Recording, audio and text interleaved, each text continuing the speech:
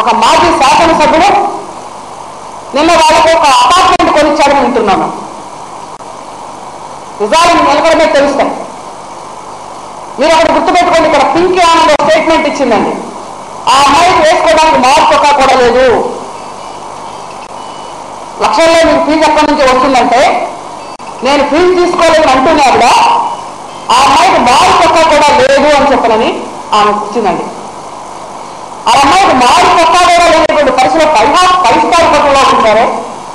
పింకీ ఆనంద్ అనేటువంటి ఒక ఆవిడ తాను ఇంట్లో ఒక్కరోజు 2 రోజులు ఒక్క రోజు కన్నా కూడా ఉంచలేదే. ముగ్గురు ఎంపీల వల్ల ఉందా లేదా?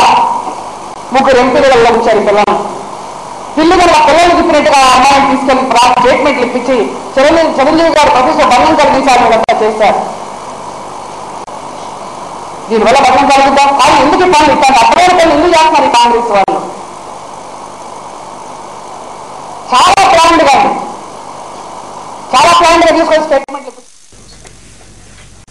సినీ నటుడు పవన్ కళ్యాణ్ బహుభార్యత్వం కేసు మళ్లీ 22కి వాయిదా పడింది. ఈ కేసులో ఆధారాలు సమర్పించాల్సిన పోలీసులు గడువు కోరడంతో విశాఖ ఫ్యామిలీ కోర్టు కేసును వాయిదా వేసింది. అప్పట్లోగా పూర్తి ఆధారాలు సమర్పించాలని పోలీసులను ఆదేశించింది.